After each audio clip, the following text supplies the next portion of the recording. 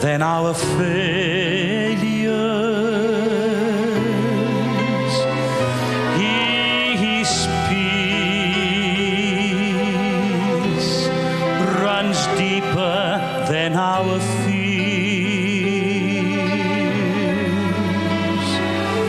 If we go to Him in mercy, our hearts can rest assured. His love will keep us through our tears. He'll give us strength to simply trust Him through times we may not understand. We will gain a sweet assurance no passing doubt can dim. Our lives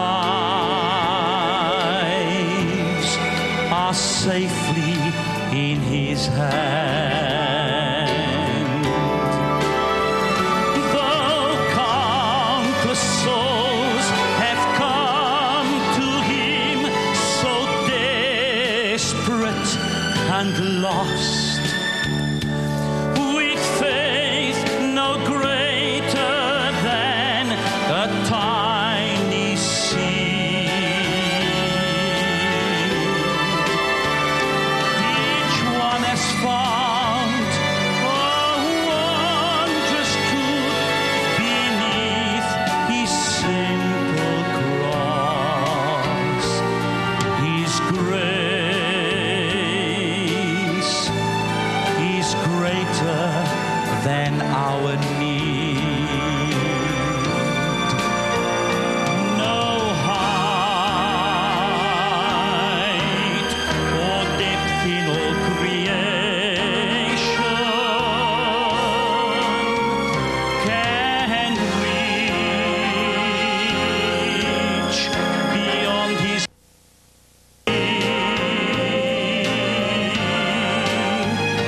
and His power has raised my spirit, a work forever done with grace. His power has raised my spirit, a work forever done.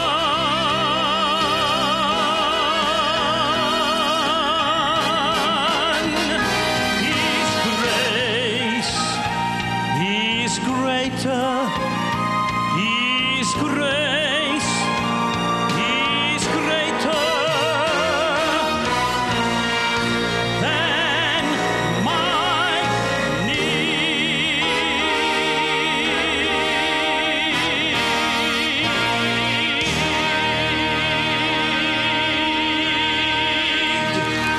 Amen.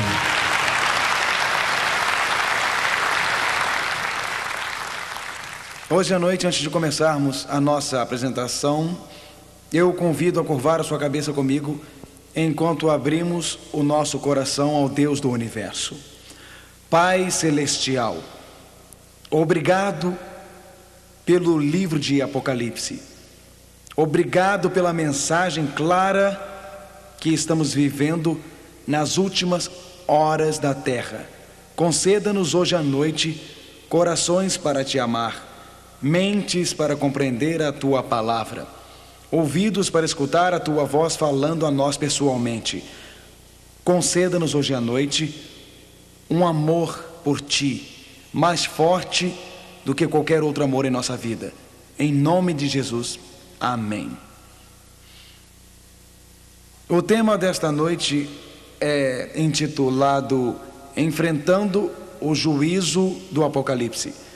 Como encarar este julgamento com confiança? Ele foi chamado de julgamento do século. Dezenas de milhares de americanos, homens e mulheres por todo o mundo, assistiram o julgamento de 1 ano. Uma personalidade famosa do esporte, O.J. Simpson, estava sendo julgado pelo assassinato de 2 pessoas, sua esposa, a antiga esposa, Nicole Brown Simpson, e Ron Goldman. As cenas são bem conhecidas para nós que moramos nos Estados Unidos, e elas se tornaram cenas bem conhecidas ao redor do mundo. A personalidade foi absolvida. O juiz Lance Ito, o juiz que estava presidindo o caso, o acusado O.J. Simpson. Os advogados da defesa também se tornaram nomes muito conhecidos nos Estados Unidos e em todo o mundo. Muitas pessoas perdiam horas todos os dias assistindo ao julgamento. Provavelmente nenhum julgamento na história dos Estados Unidos polarizou tanto a nação quanto este julgamento. Marcia Clark, a procuradora assistente do Distrito de Los Angeles, era uma das promotoras públicas. E, novamente, os Estados Unidos prestaram atenção nas alegações. As alegações eram notícia nos jornais do outro dia. Escutamos enquanto Johnny Crockett deu suas réplicas. A nação estava com a atenção presa. Na verdade, milhares de jornalistas se agruparam em Los Angeles para o julgamento. Existiam repórteres no tribunal. Existiam os estenógrafos, existiam os jornalistas da mídia. Quando o julgamento final foi dado, existiram aqueles que gritaram de alegria, outros choraram. A atenção foi focalizada para o que foi chamado o julgamento do século. Este caso, na verdade, prendeu a atenção de milhares e milhões de pessoas. Erga seus olhos da terra, não para o julgamento do século, mas para o drama das eras. Erga seus olhos de um tribunal terreno para um celestial e para o livro de Apocalipse. A Bíblia diz: e vi outro anjo voar pelo meio do céu, e tinha o evangelho eterno para o proclamar aos que habitam sobre a terra, e a toda nação e tribo e língua e povo. Milhares, talvez milhões de pessoas assistiram ao julgamento de O.J. Simpson, mas dezenas de milhões, talvez bilhões, serão atraídos pelo julgamento celestial. A Bíblia diz que uma mensagem passará por todas as nações, por todas as tribos, para todos os grupos linguísticos, para todos os povos, dizendo: com que tipo de voz? Que tipo de voz, Orlando? Com grande voz, dizendo com grande voz. Dizendo com grande voz: temei a Deus e dai-lhe glória, porque é vinda a hora do seu juízo.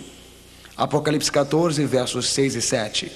A hora do juízo de Deus está chegando. O tempo determinado para o julgamento de Deus está chegando. Aqui não é uma sessão da corte terrena, não é o julgamento do século. A corte celestial senta. Este é o julgamento das eras. Este é o drama final na história do mundo.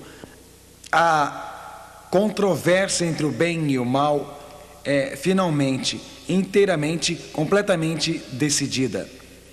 O destino de toda a humanidade será decidido, não aqui num julgamento terreno, mas no julgamento das eras no céu.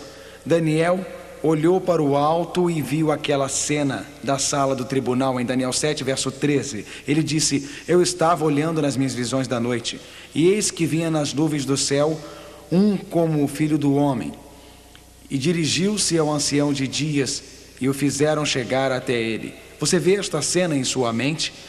Daniel olha dentro do céu e vê a suprema corte celestial se assentando. Ele vê 10.000 vezes, 10.000 seres querubins e serafins e seres angélicos apresentando-se na corte celestial. Ele vê o ancião de dias, o Pai assentado, e ele vê o Filho do Homem vindo com as nuvens do céu para o Pai. Pai e Filho se sentam. A suprema corte do universo reuniu-se. Eu continuei olhando, até que foram postos uns tronos, e um ancião de dias se assentou. O seu vestido era branco como a neve, e o cabelo da sua cabeça como a limpa lã. O seu trono chama de fogo. Milhares de milhares o serviam, milhões de milhões estavam diante dele. Daniel 7, verso 10. A corte se assentou e os livros foram abertos. Aqui não é assento de uma corte terrena. Este não é assento de um julgamento terreno. A corte se assentou. A corte celestial, o Pai sentou. O Filho veio até o Pai. Milhares de anjos vieram. Esta é uma cena magnífica, uma cena majestosa, uma cena gloriosa. Esta é uma cena impressionante. A suprema corte do universo se assentando. A Bíblia diz: os livros foram abertos, o julgamento acontece, as provas são apresentadas. Por que as provas são apresentadas? O que ocorre neste julgamento? Como este drama de destinos é decidido? Quando o Filho do Homem se assentar no planeta chamado Terra. Você recordará que no nosso último encontro, quando estudamos a época deste julgamento, a época da purificação do santuário celeste, a época da decisão do destino de toda a raça humana, estudamos a época do início do julgamento. Cada um destes encontros nesta altura da série é como uma argola unida em cadeias. Por isto é muito importante que você não perca nenhum encontro da série. Vamos ler Daniel 8, verso 14. Vamos ler juntos. E ele me disse: até 2.300 tardes e manhãs, e o santuário será purificado. Na Bíblia, um dia profético equivale a literalmente ao quê? Um ano. Então, 2.300 dias do tempo de Daniel se equivalem a 2.300 o quê? Anos. E a Bíblia fala sobre a purificação do santuário. Na Bíblia existem dois santuários, um na terra, um modelo reduzido, uma cópia ou uma amostra do majestoso original no céu. 2.300 anos após os dias de Daniel, obviamente, não existiria nenhum santuário na terra, porque quando Jesus morreu, o véu do templo terrestre foi partido em dois. Os sacrifícios de cordeiros não eram mais para serem levados para o templo terrestre. Tudo o que acontecia no templo terrestre representava o que aconteceria no céu. Jesus, nosso cordeiro, veio do céu para morrer na terra. Então, cordeiros eram mortos na corte do antigo templo. Depois da morte de Cristo, ele ascendeu para o santuário celeste. Depois da morte do cordeiro, o sacerdote entrava dentro do santuário terrestre. No final do ciclo religioso judaico no santuário terrestre, existia um dia de julgamento. Então, no tempo do fim, existirá um dia de julgamento. Há 2.300 anos do tempo de Daniel, tomaria o mundo em julgamento preliminar à volta de Cristo. Estudamos isto, vocês se lembram? Os 2.300 anos começaram com o decreto para restaurar e construir Jerusalém em 457 a.C. Os primeiros 490 destes anos se aplicaram aos judeus. Eles terminaram em 34 depois de Cristo, quando os judeus crucificaram Cristo, e depois em 34 eles apedrejaram Estevão e o evangelho foi aos gentios. Estudamos isto em nosso último encontro. Se você faltou ao último encontro, peça a palestra escrita para revisar e ficar claro em sua mente. Os 2.300 anos de Daniel foram de 457 a.C. e terminaram em 1844. Desde 1844 estamos vivendo num período conhecido como o tempo do fim. Estamos vivendo num período de tempo qual a Bíblia chama de a hora do juízo de Deus. Estamos vivendo no tempo em que a areia na ampulheta do tempo está terminando agora. A corte do céu está aberta. O destino de toda a raça humana está perto de ser decidido. Aqui está uma corte em sessão que deveria prender nossa atenção, deveria parar nossas mentes muito mais do que qualquer julgamento terrestre. A Bíblia diz em Atos 17, verso 31, que Deus tem determinado um dia em que há de julgar o mundo. Nós já entramos nesta hora de juízo. O destino deste mundo está agora sendo decidido. Qual é a razão para este juízo? Por que tem que existir um juízo antes de Cristo voltar? Deus não sabe quem está salvo e quem está perdido? Por que tem que existir um juízo? Isto faz parte da controvérsia entre o bem e o mal. Você se recorda de que a Bíblia diz que Deus criou um ser de brilho deslumbrante. Este ser de brilho deslumbrante se rebelou contra Deus e levou o universo para a desobediência.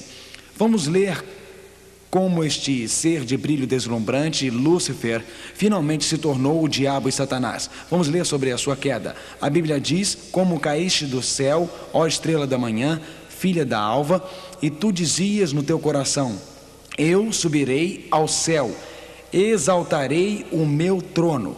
Agora perceba, a ênfase está no trono. Na Bíblia, onde você vê trono, você tem soberania ou domínio. Satanás diz: acima das estrelas de Deus, exaltarei o meu trono. Ele continua dizendo: e no monte da congregação me assentarei, da banda dos lados do norte.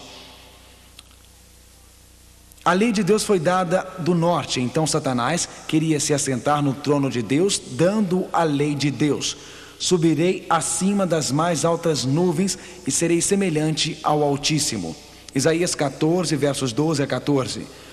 Lúcifer desejava se assentar no trono de Deus. Lúcifer desejava governar, fazer leis. Ele alegava que Deus era desleal. Ele alegava que Deus era injusto. Lúcifer liderou 1/3 dos anjos da rebelião. Lúcifer então veio para o planeta Terra e levou Adão e Eva para o pecado. E Lúcifer tem espalhado por todo o universo que Deus é desleal, que Deus não é justo, que o caminho de Deus não é o melhor, que a lei de Deus é mesquinha e restritiva. Então Deus está em julgamento ante seu próprio universo. E Satanás tem dito que Deus é injusto. Satanás tem dito que Deus faz leis que não podem ser cumpridas. Satanás tem dito que Deus não quer que nós sejamos felizes, que Deus é parcial, que Ele tem prediletos. Os registros celestiais revelarão a justiça de Deus. Antes de Deus eliminar o pecado do universo, antes de Deus limpar o universo, antes de Cristo voltar para colocar um fim a tudo isto, será mostrado perante todo o universo, perante um mundo à espera e um universo alerta, que Deus nos ama muito, que Ele fez tudo o que era possível para poder salvar todos os seres humanos. Eu e você somos testemunhas neste julgamento. Enquanto nossas vidas aparecerem perante Deus no juízo, Deus diz para os anjos: eu poderia ter feito mais alguma coisa para salvar Mark Finley? Eu poderia ter feito mais alguma coisa para salvar Harry ou Joana? Enquanto nossos nomes aparecerem perante Deus, será demonstrado que qualquer um que esteja perdido não está perdido porque Deus não lhe deu uma oportunidade, porque eles não tiveram uma oportunidade, porque Deus não os amava, porque Deus não desejava a sua felicidade, porque Deus não era misericordioso. Eles se perderam por causa da sua escolha, do seu poder de escolha. Quando Jesus criou a raça humana, Ele não nos criou como uma espécie de poeira cósmica na multidão, mas Ele nos criou como indivíduos. Ele criou cada um de nós com a capacidade de escolha. Ele criou todos nós com a oportunidade de fazer escolhas racionais e morais. O poder de escolha é o maior poder que cada um de nós possui. E a Bíblia diz que o juízo pedirá conta de como usamos o poder de escolha para nós mesmos. Você está salvo ou perdido? Está nas suas mãos. O destino da salvação da sua alma não está no meio ambiente, não está na sua hereditariedade ou no que está ao seu redor, mas o seu destino é determinado pelas suas escolhas. A Bíblia ensina a realidade do juízo. Romanos 14, verso 12, leiam juntos, por favor. De maneira que cada um de nós dará conta de si mesmo a Deus. De maneira que cada um de nós, a Bíblia ensina a realidade do juízo. Cada um de nós dará conta de si mesmo a Deus. Alegre-te, mancebo, na tua mocidade. Recrie-se o teu coração nos dias da tua mocidade. Eclesiastes 11, verso 9. E anda pelos caminhos do teu coração e pela vista dos teus olhos. Sabe, porém, que por todas estas coisas te dará Deus a juízo. A Bíblia ensina a universalidade do juízo.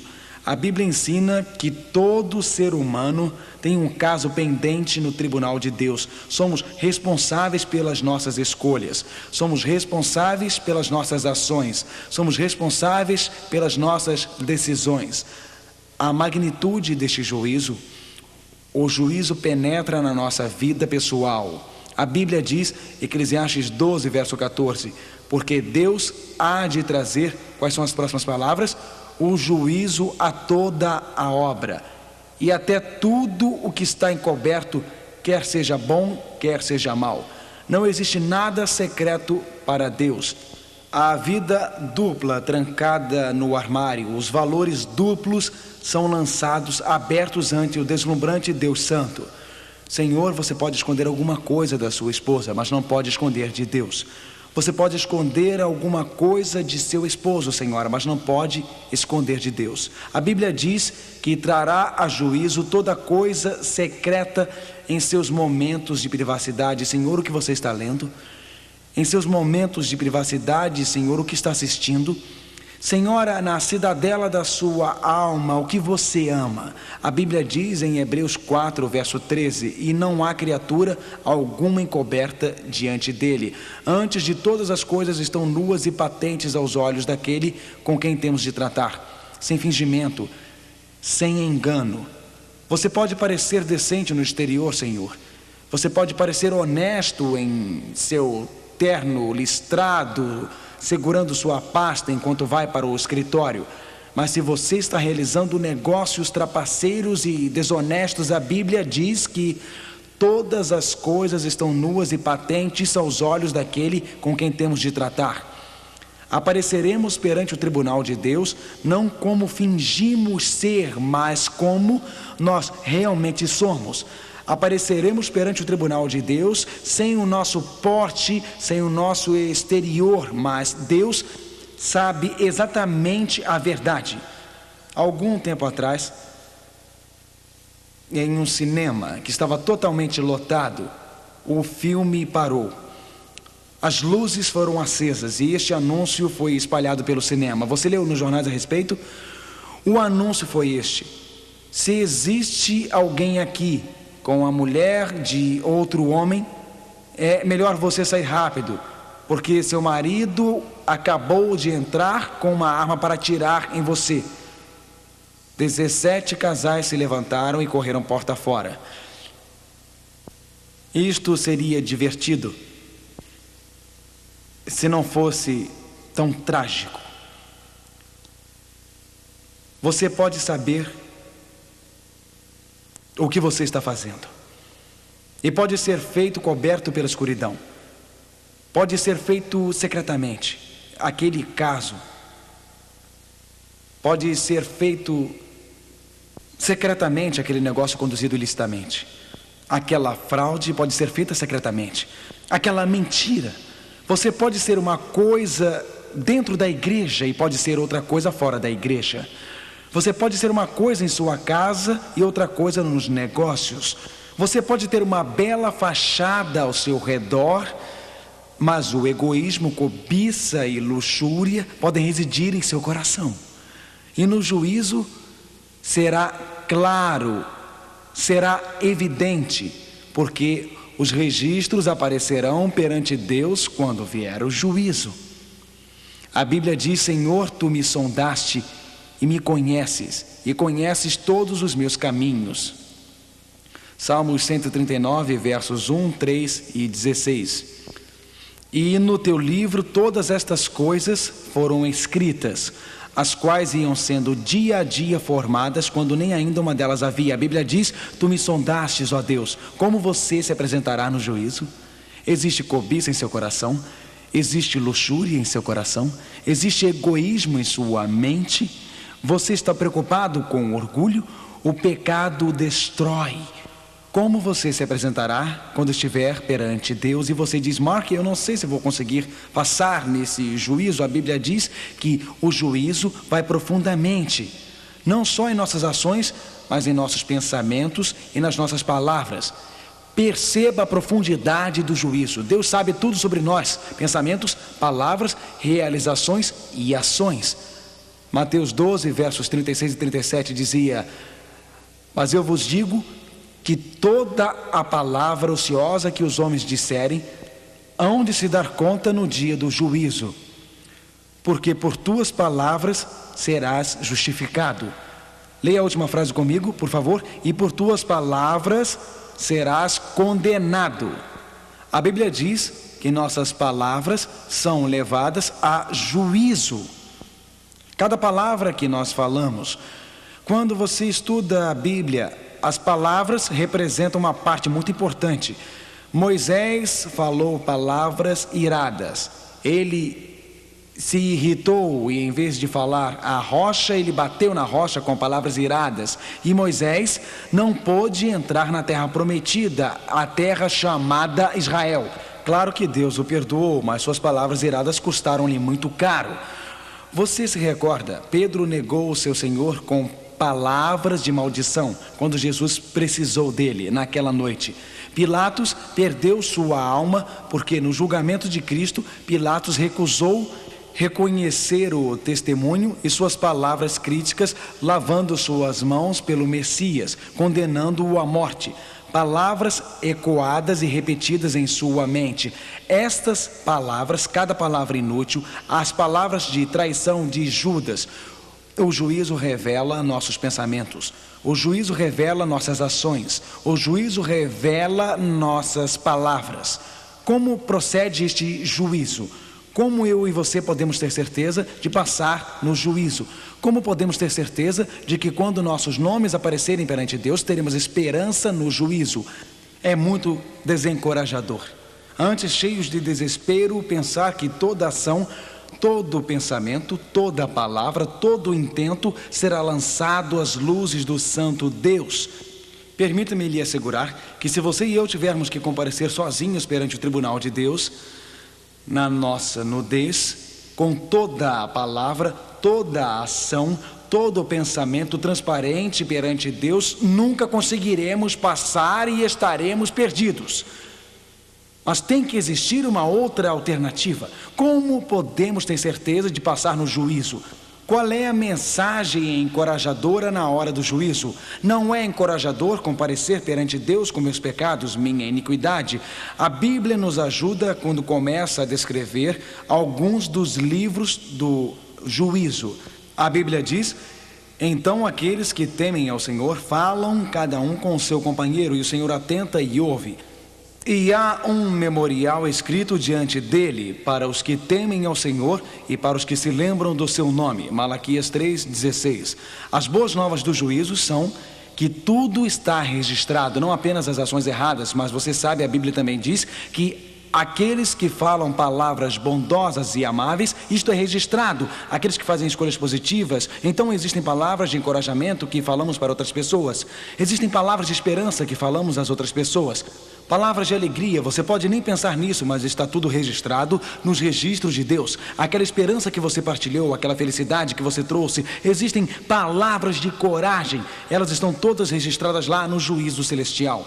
Sim, aquele ato desinteressado, aquele ato bondoso, estão todos registrados lá. Aquelas palavras de fé, orando com outra pessoa, levando alguém a conhecer Jesus. Estas palavras de esperança, alegria, encorajamento, fé e confiança, elas estão todas registradas no juízo de Deus. Além disso, para o juízo ser justo, ele precisa registrar não só as nossas boas ações e más ações, mas precisa registrar algo sobre nossa formação, sobre nosso ambiente, algo sobre as lágrimas de nossa vida e das dificuldades, porque as pessoas são criadas em circunstâncias diferentes, com uma formação diferente. A Bíblia diz em Salmo 56, verso 8: põe as minhas lágrimas no teu odre, não estão elas no teu livro? Cada lágrima derramada por um casamento fracassado, cada lágrima derramada por um filho, toda tristeza experimentada por causa da solidão, desânimo, depressão, está registrada lá. Põe as minhas lágrimas no teu odre, não estão elas no teu livro? Deus sabe aquela tristeza, Deus sabe as circunstâncias difíceis da sua vida.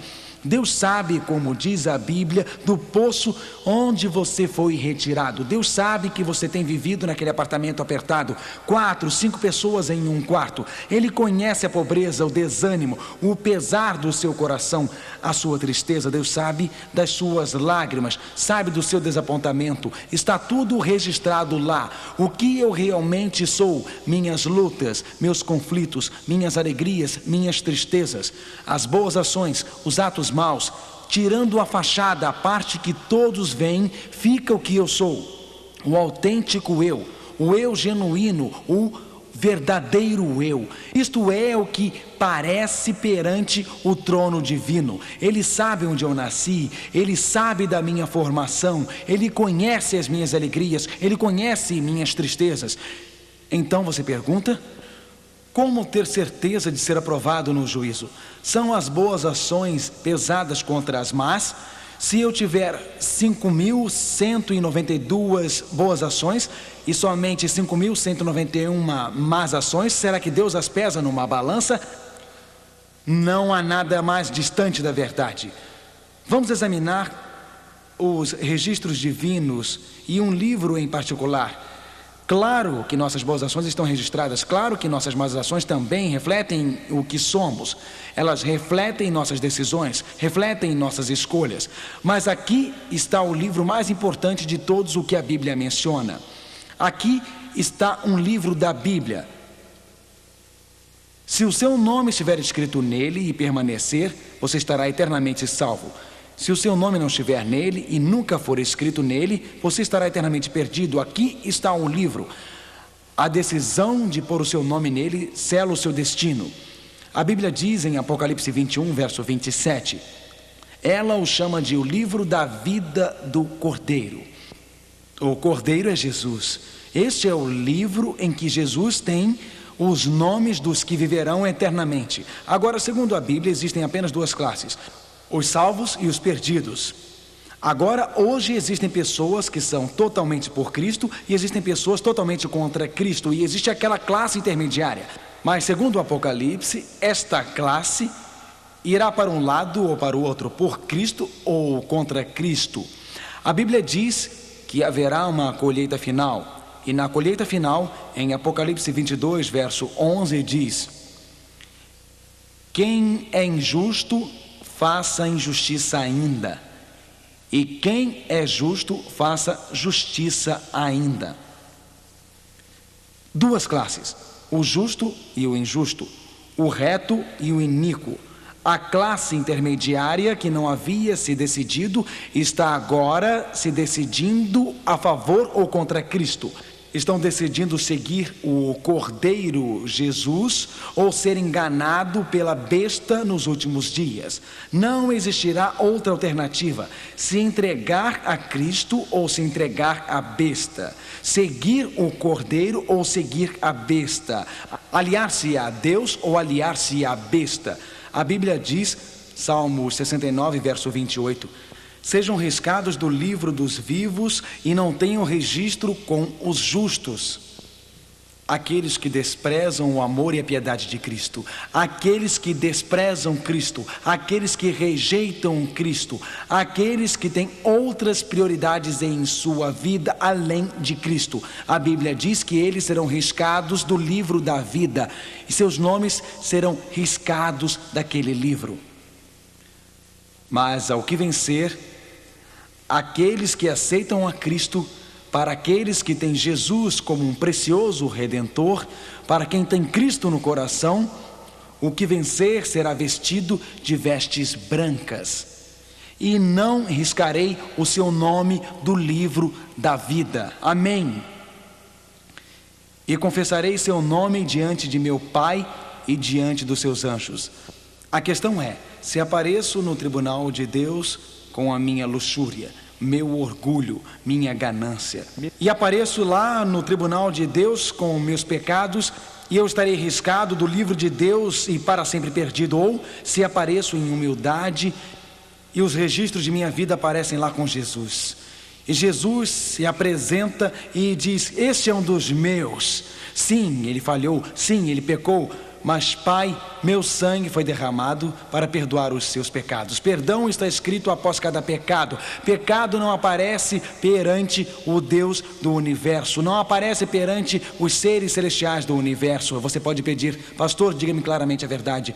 Todos aparecemos perante o tribunal de Deus? Como posso ter certeza, sem sombra de dúvida, que eu serei aprovado no juízo?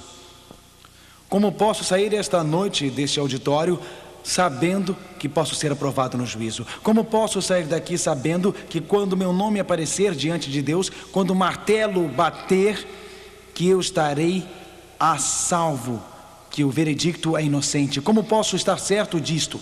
Quando a areia da ampulheta se esgotar, quando tudo terminar no final da existência, como posso ter certeza de viver eternamente com Deus?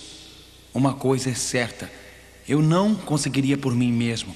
A Bíblia diz em Isaías 64, verso 6: mas todos nós somos como um imundo, e todas as nossas justiças como trapos de imundícia. Todas as minhas boas ações não são suficientes para passar no juízo. Todos os gestos de bondade que eu fiz não são para minha aprovação no juízo. Romanos 3, verso 10 diz, leiam comigo por favor: como está escrito, não há um justo, nenhum sequer. Ninguém será aprovado a menos que alguém tome o lugar desse alguém. A menos que alguém tome o nosso lugar, nós não podemos ser aprovados. A lei de Deus nos condena. A lei de Deus nos diz somente: não matarás. Ela quer dizer, nem sequer fique com raiva de alguma pessoa. A lei de Deus não diz apenas não adulterarás. Ela diz, nem pense em luxúria. Você é puro 100% do tempo. Sua motivação nunca é egoísta. Nós não podemos ser aprovados a menos que venhamos para a cruz, a menos que aceitemos a vida perfeita de Cristo no lugar de nossos fracassos. Bom, Jesus viveu uma vida perfeita porque ele sabia que você viveria uma vida imperfeita, e no juízo Jesus quer fazer uma troca divina. Deus amou tanto que ele enviou o seu próprio filho, e Cristo veio para a vida que você deveria ter vivido, e no juízo ele apresenta a sua total, completa e perfeita justiça por nós. Ele veio morrer a morte que você merecia, para que no juízo você não fosse condenado à morte, porque Cristo se apresentará e dirá, vamos ler juntos João 5, verso 24. Quem ouve a minha palavra e crê naquele que me enviou, tem a vida eterna e não entrará em condenação. Que palavra maravilhosa, meus irmãos. João 5, versículo 24. Esta é a verdade. Isto quer dizer que não será condenado, que no juízo do veredicto será inocente e não entrará em condenação, mas passou da morte para a vida. Amém. Você quer passar da morte para a vida? Quantos de vocês nesta noite querem passar da morte para a vida? Jesus tomará o seu lugar no juízo. Um dos lugares mais belos e magníficos que eu já vivi foi na Europa. Minha esposa e eu vivemos 5 maravilhosos anos em Londres. E em Londres, nos arredores, Londres tem um charme especial para nós. Quando você visita Londres, os guias geralmente levam os visitantes para a Casa da Moeda. E lá dentro, os guias o levam para ver uma balança magnífica. A realeza visita a Casa da Moeda frequentemente. E até levam junto visitantes reais. Nesta balança fantástica, onde eles pesam a moeda britânica, quando o guia chega lá, ele põe 2 pedaços de papel e é tão precisa e não se move. Aí ele toma um dos pedaços de papel lá, na Casa da Moeda inglesa. A seguir, ele escreve o seu nome naquele papel. O seu nome ele escreve. E então ele coloca de volta na balança. Imediatamente aquela balança precisa baixa para um lado com a assinatura do guia. E enquanto o prato com a assinatura do guia é abaixo, o outro prato sobe. A assinatura do guia fez toda a diferença. No juízo, não são as boas ações contra as más, amigo. A diferença é se a assinatura de Jesus está após o seu nome. Não importa quantas vezes você tenha falhado, não importa em quantas vezes você tenha fracassado, Jesus diz: venha aqui. Deixe-me ser seu advogado no juízo. Jesus diz: estamos nos últimos dias, não é hora de se perder tempo. Jesus salva, a Bíblia diz, pois Ele é capaz de quê? Salvar. Ele é capaz de salvar? Pode fazer isso? Pode Ele habilitá-lo para aprovação? Ele pode? Ele pode salvar. Quem Ele é capaz de salvar? Todo mundo. Todos que vão ao Pai por meio dEle. Eu quero isso, você não quer? As únicas pessoas que não serão salvas são aquelas que não vão até o Pai por meio de Cristo. Salvação é simples. Você falhou, decepcionou a Deus, você praguejou, xingou, roubou, cometeu adultério, ou talvez você seja um respeitável pecador. Você não cometeu nenhum destes pecados grosseiros, mas por dentro você é egoísta, avarento e insano. Jesus pode te perdoar. Ele pode salvar a todos, qualquer um que vá ao Pai por meio dele. Jesus, porque Ele vive para fazer intercessão por eles. Hebreus 7, verso 25. Jesus intercede por você. Quando meu nome vier perante Deus, virá uma enorme lista de pecados. E Deus diz: aqui estão os seus pecados. Jesus diz: Pai, tu enviaste o teu Espírito a ele. Pai, tu o rogaste. Pai, tu o amaste. Pai, eu morri por ele. Pai, eu imploro. Ele quebrou a lei, mas eu guardei a lei. Ele merece a morte, mas eu mereço a vida. Pai, põe toda a dívida dele em minha conta agora. E todos os anjos cantam: Santo, Santo, Santo. Todos os anjos se regozijam, porque Jesus nunca perdeu um caso. Jesus nunca falhou para aquele que colocou a vida em suas mãos. Mas o nome do outro homem aparece, o nome de outra mulher aparece. Mentiras, enganos, roubos nunca foram a Jesus. Nunca entregaram seu coração para Jesus. Nunca o aceitaram. Este homem, esta mulher, este rapaz, e os pecados que eles cometeram brilham de forma tridimensional perante todo o universo. E Deus diz: fiz tudo o que era possível. Ele estendeu o seu amor, estendeu sua misericórdia, Ele tentou salvá-los. Nada mais podia ser feito. E após os nomes, perdido por toda a eternidade. Existem apenas 2 classes. A Bíblia diz em 1 João 2, verso 1: temos um advogado para com o Pai, alguém que é por nós, alguém que nunca perdeu um caso, Jesus Cristo, o justo. Eu quero que Jesus me represente no juízo.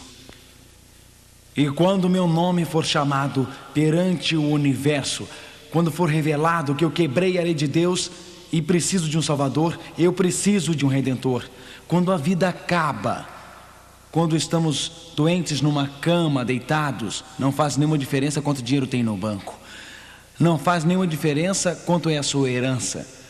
Quando você estiver respirando o seu último fôlego, só uma coisa importa: minha vida em Cristo. Eu tomei a decisão mais importante da minha vida: servir a Cristo. Na hora do juízo de Apocalipse, com a areia terminando na ampulheta do tempo, pouco antes do fim, a decisão mais importante da vida será: você tomou a decisão de seguir a Cristo? Você está escondendo algum pecado em sua vida?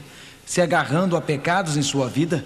Existem coisas das quais não quer se separar? Olhe, Deus não pode perdoar nenhum pecado que eu escolho conscientemente me apegar.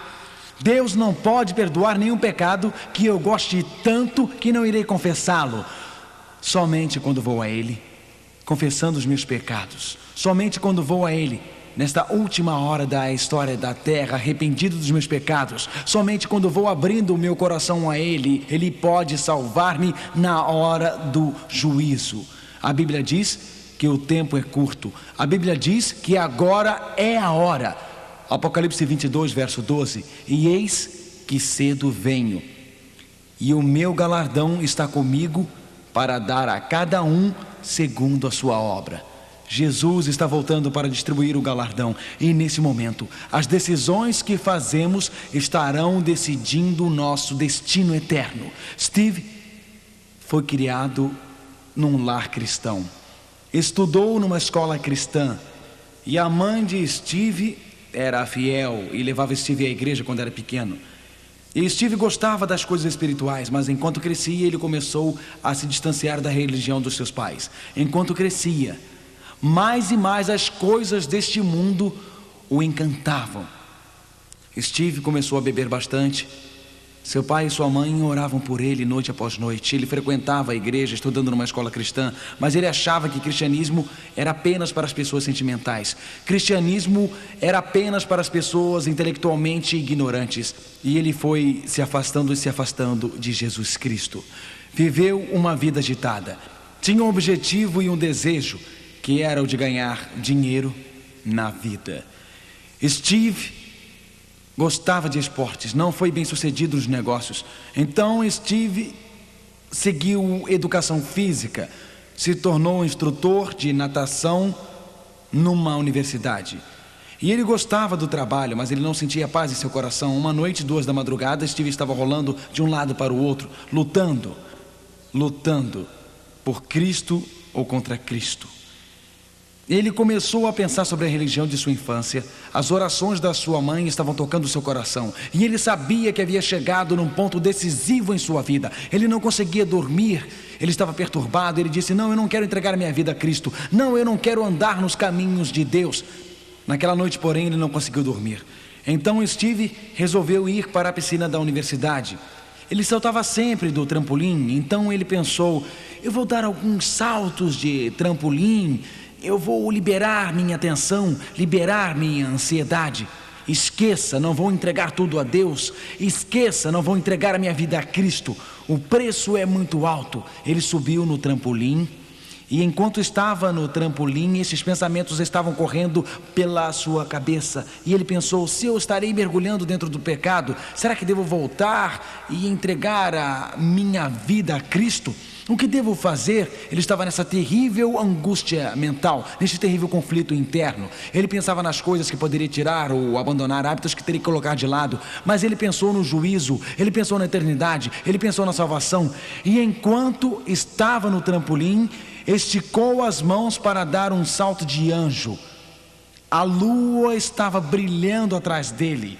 E enquanto ele esticava os seus braços, ele formava a silhueta de uma cruz na parede atrás dele. Ele começou a pensar imediatamente no quadro dependurado no seu quarto de infância e adolescência da cruz do Calvário. E disse: ó Deus, Tu estás dando hoje à noite um sinal do Teu amor. Ele desceu daquele alto trampolim e se olhou ao lado da piscina. E disse: Jesus, eu estou tomando decisão por Ti. Eu não posso ir adiante. A sua alma se encheu de paz aquela noite. Mas então ele pensou depois de orar: eu estou aqui, então vou aproveitar para nadar. Ele entrou e começou a descer as escadas da piscina. Na metade do caminho estava sem água. Ele desceu até o fundo da piscina e o que ele não viu na escuridão foi que a piscina estava vazia. Se ele tivesse pulado, porque naquele dia estavam limpando a piscina e escoaram toda a água para fora. Se ele tivesse pulado na escuridão, ele poderia ter quebrado o pescoço e morrido. Parado naquele trampolim foi a noite do juízo para Steve. Ele foi salvo naquela noite, porque decidiu entregar sua vida a Cristo, o Cristo vivo. Você pode fazer esta decisão hoje à noite. Se já tomou esta decisão, pode tomá-la de novo. Você pode dizer: Senhor, eu quero alcançar e pegar a tua mão. Você pode dizer: Senhor, eu prefiro ter Jesus a ouro e prata. Eu prefiro ter Jesus a toda riqueza. Hoje à noite, no juízo, você pode viver eternamente. Hoje à noite, Cristo quer falar ao teu coração. Hoje à noite, Cristo quer lhe capacitar a fazer uma decisão para a eternidade.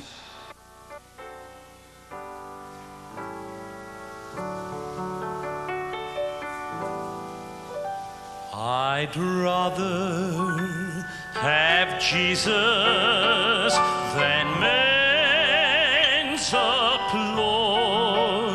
I'd rather be faithful to his dear cause. I'd rather have Jesus than worldwide fame. I'd rather be true to his holy name than to be the king of a vast domain, or be held in sin's dread sway.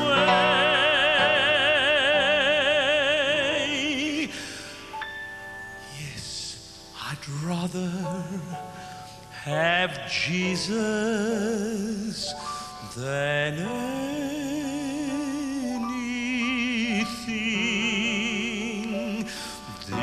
this world affords today. This world affords today.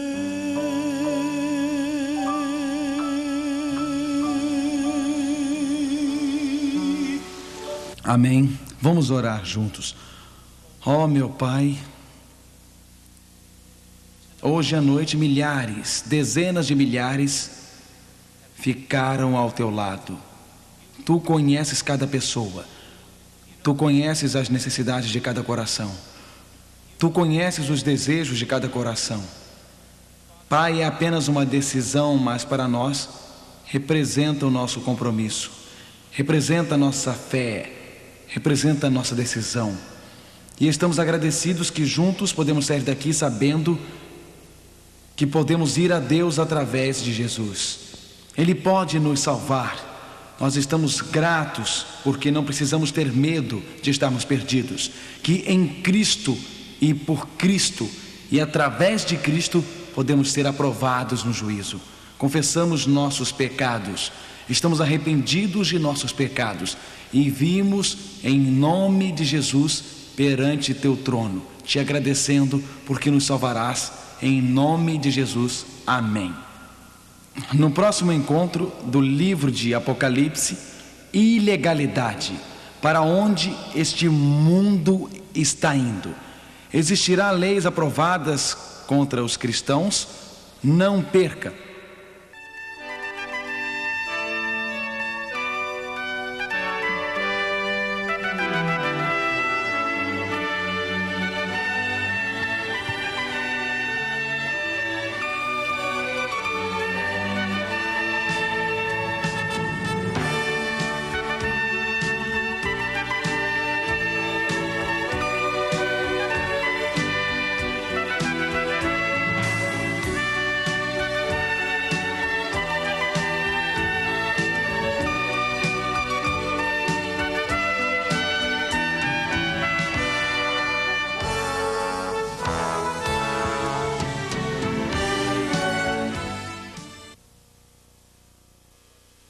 Agora vamos orar juntos. Pai, nosso coração está ansioso e aberto. Nós queremos ver Jesus. Obrigado, Pai, por ter nos trazido até aqui. Esta não é uma hora qualquer em nossa história.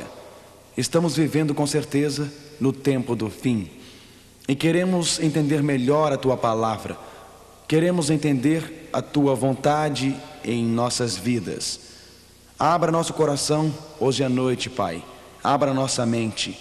Ajuda-nos a ver Jesus através da palavra. Em nome de Jesus. Amém. Hoje meu assunto é por que as ruas se tornaram tão inseguras. Gostaria de levá-lo comigo hoje à noite até a cidade onde eu moro. Bem, eu não moro dentro de Los Angeles, e sim algumas milhas ao norte da cidade. Venha comigo a Los Angeles hoje à noite e vamos supor, vejam, esta é apenas uma cena imaginária. Vamos supor que um grupo de radicais tomou Los Angeles. Esse grupo de radicais que tomou conta das estações da mídia. Eles declararam Los Angeles uma cidade livre. Você pode fazer o que quiser na cidade. Não há absolutamente nenhuma restrição. Não há leis, não há fronteiras. Se você quiser entrar numa loja, roubar alguma coisa e levar, é seu. Se você quiser entrar na casa de alguém e levar seu videocassete, sua televisão, é tudo seu. O computador também é seu. Não há absolutamente nenhuma restrição. Você pode fazer o que quiser, é uma cidade livre. Se você vir alguém com a mulher do outro e você a quiser, você vai lá e, se for forte o bastante, pode pegá-la, sem leis. Você pode ter quantas mulheres quiser, pode ter uma mulher, 3, 16, você pode ter. E as mulheres que não querem os maridos podem trocá-los por uma variedade nova se desejarem. Não há absolutamente nenhuma restrição nessa nova cidade. Inclusive, não há velocidade máxima. Bem, para aqueles que não gostam de velocidade controlada, mude-se para essa cidade de Los Angeles. Você pode andar rápido quanto quiser. Se quiser ir a 80, se quiser a 50, se quiser ir a 120, tudo bem. Além disso, nessa cidade não há semáforos, porque semáforos limitam e nós não queremos nenhuma restrição. Então, sem semáforos, sem sinais de trânsito, sem qualquer coisa que possa lembrá-lo de restrição ou fronteiras. Agora é claro que sem restrições nesta nova cidade, os radicais declaram que os 10 mandamentos estão ultrapassados, são antigos, são muito restritos. Venham para essa cidade de Los Angeles, será uma festa atrás de outra, bebendo a noite inteira, vivendo com este ou aquele, sem leis de trânsito, sem regulamentos.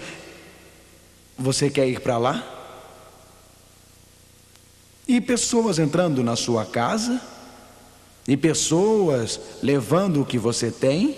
Pode ser que haja alguns se mudando para lá, mas, senhoras e senhores, eu quero dizer a vocês que se não há absolutamente nenhuma lei em uma sociedade, essa sociedade será um completo caos. E pessoas estariam fugindo de uma cidade assim em vez de irem para lá. Não concordam comigo? Na verdade, quando olhamos para essa sociedade, a sociedade ocidental está caminhando para o caos. Porque os regulamentos que estão escritos na lei de Deus são considerados ultrapassados, considerados coisas do passado. A sociedade ocidental hoje, com crimes explodindo nas ruas, na verdade está indo rapidamente para o caos. Em qualquer parte das grandes cidades hoje, há lugares que a polícia não vai. Caos. Hoje, em volta do mundo, a sociedade ocidental parece ter abandonado os padrões morais, parece ter abandonado os limites da moralidade. Os 10 mandamentos foram jogados fora. Os Estados Unidos se tornaram uma sociedade muito violenta. Os índices de assassinato se espalham em grandes cidades, subúrbios. Drogas como a cocaína estão na moda. As eleições políticas atuais nos Estados Unidos, entre o presidente Bill Clinton e o senador do parlamento Bob Dole, dão ênfase a duas coisas nos Estados Unidos: o aumento do crime, o aumento das drogas e a economia. Estamos numa sociedade que está sendo entregue à própria sorte. O tumulto está presente indiscriminadamente em cidades grandes. Eu me lembro há alguns anos quando a cidade de Los Angeles explodiu num tumulto e numa revolução. Esta revolução aconteceu depois que os juízes execraram e os jurados execraram num determinado julgamento. Los Angeles estava em chamas. Todas as grandes cidades em completa ebulição. O crime está fora de controle. Em total ebulição, as cidades estão a ponto de explodir. A América se tornou um campo de concentração. A venda de revólveres está na moda. Há acima de 23 mil assassinatos nos Estados Unidos cada ano. Isso é verdade, não apenas nos Estados Unidos da América, mas sim em todas as grandes cidades ocidentais do mundo. É verdade, na Europa Ocidental, as drogas estão na moda. As drogas estão presentes não apenas na sociedade ocidental, mas as drogas estão presentes na Europa Oriental também. Hoje, nossa sociedade não passa de uma sociedade caótica. Hoje, os limites são jogados no vento. A promiscuidade sexual, a geração do tudo é lícito, crimes, tumultos, revolução, drogas. O que está por trás disso tudo? Como você pode explicar essa absurda explosão de violência em nossa sociedade? Se você pudesse remover a cortina, o que está produzindo essa absurda quantidade de violência em nossa sociedade, talvez poderemos ter uma ajuda se voltarmos atrás em uma palestra que foi dada há muitos anos, nos anos 60, por um homem chamado Joseph Fletcher. Ele disse algo tempos atrás, há mais de 30 anos, que se tornou lei em nossa sociedade hoje, se tornou um estilo de vida. Fletcher disse assim: o certo e o errado são um problema da própria consciência. Ele disse: se você não acredita que algo seja errado, então não é. Ele disse: se você acredita que algo seja corrompido moralmente, é porque é. Ele disse que cada ser humano deveria ser guiado pela sua própria consciência. Ele disse que o adultério nem sempre é errado. Disse que às vezes pode ser certo. Ele disse que o roubo nem sempre está errado, às vezes está certo. Ele disse que tomar o nome de Deus em vão nem sempre é errado, às vezes pode ser certo. Ele disse que não há um guia exceto a sua própria mente. Ele disse que não há nenhuma direção na vida exceto por aquela que você escolheu. Senhoras e senhores, eu gostaria de dizer a vocês que este é exatamente o problema de nossa sociedade hoje. Nós perdemos o senso de errado. Nós perdemos a nossa bússola moral. Estamos confusos e nós não sabemos em que direção ir. Vocês leram aquele artigo no jornal outro dia? Aquilo descreve bem a nossa sociedade. Um homem escreveu para um hotel que ele irá passar a noite lá descansando, e ele disse: prezado senhor dono do hotel, eu tenho um cachorro muito bem adestrado. Esse meu cachorro é bem educado, meu cachorro é muito obediente e eu gostaria de levar o meu cachorro para o seu hotel e ter meu cachorro comigo durante a noite lá no quarto. Posso fazer isso? Bom, prontamente a resposta chegou lá do hotel: prezado senhor, eu nunca tive um cachorro antes neste hotel que tenha roubado toalhas. Eu nunca tive neste hotel um cachorro que tenha tirado os quadros da parede. Eu nunca tive neste hotel um cachorro que tenha roubado os lençóis. Eu nunca tive neste hotel um cachorro que eu tenha que expulsar no meio da noite por estar bêbado. Eu nunca tive neste hotel um cachorro que tivesse que denunciar por estar brigando com alguém no quarto. E eu nunca tive um cachorro que fugisse deixando a conta para trás. Sim, senhor, traga o seu cachorro e se ele se responsabilizar pelo senhor, pode vir também. Senhoras e senhores, Hoje nós vivemos numa sociedade que perdeu a sua bússola moral, como um dono de hotel e suas fronhas, lençóis que foram roubados, e às vezes que pessoas saíram do hotel sem terem pago suas contas. E vocês sabem, perdemos essa bússola. O problema em nossa sociedade hoje é que as pessoas dizem que não há certo e nem há errado. Mas a Bíblia deixa isso muito claro. Ela diz em Provérbios 28, verso 26: o que confia em seu próprio coração é o quê? É insensato. Quando Adão e Eva pecaram, a imagem de Deus que refletia neles foi machucada. Quando Adão e Eva pecaram, suas naturezas foram mudadas de certa para errada, de santa para ímpia.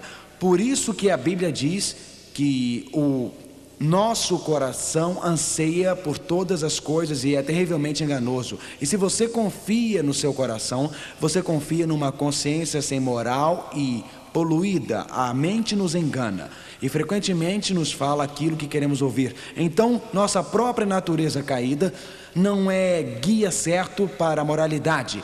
Nossa própria natureza caída nos engana. Por isso que a Bíblia diz em Provérbios 28 e 26: o que confia no seu coração é o que mesmo?